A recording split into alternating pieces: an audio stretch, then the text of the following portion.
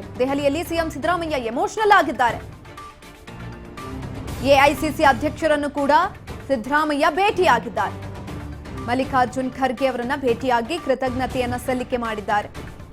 ಸಿದ್ದರಾಮಯ್ಯಗೆ ರಾಹುಲ್ ಖರ್ಗೆ ಪ್ರೀತಿಯ ಅಪ್ಪುಗೆಯನ್ನ ಕೂಡ ಕೊಟ್ಟಿರುವಂಥದ್ದು.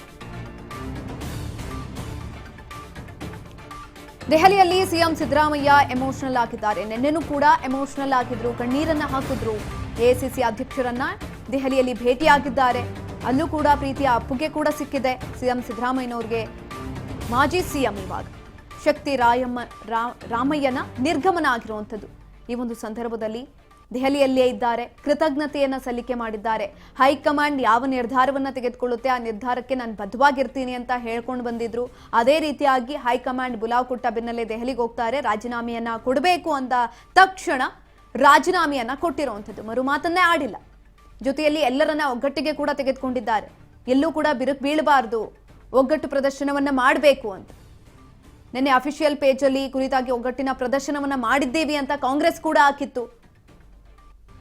ಯಾರು ಒಪ್ಕೊಂಡ್ಲಿಲ್ಲ ಮೊದಲನೇದಾಗಿ. ಅದರಲ್ಲೂ ಕೂಡ ಸಿದ್ದರಾಮಯ್ಯನವರ ಆಪ್ತರು ಯಾರು ಕೂಡ ಒಪ್ಪಿಗೆಯನ್ನ ಕೊಡ್ಲಿಲ್ಲ. ಬೇಡ, ನೀವು ರಾಜೀನಾಮೆಯನ್ನ ಕೊಡಬೇಡಿ ಅಂತ ಕೂಡ ಪಟ್ಟನ್ನ ಹಿಡಿದ್ರು, ಒತ್ತಾಯವನ್ನ ಮಾಡಿದ್ರು.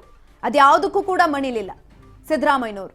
ಹೈಕಮಾಂಡ್ ಹೇಳಿದೆ, ಹೈಕಮಾಂಡ್ ಕೊಟ್ಟಿರುವಂತಹ ನಿರ್ದೇಶನವನ್ನ ನಾನು ಪಾಲಿಸ್ತೀನಿ ಅಂತ ಹೇಳಿ ರಾಜೀನಾಮೆಯನ್ನ ಕೊಟ್ಟಿದ್ದಂಥದ್ದು.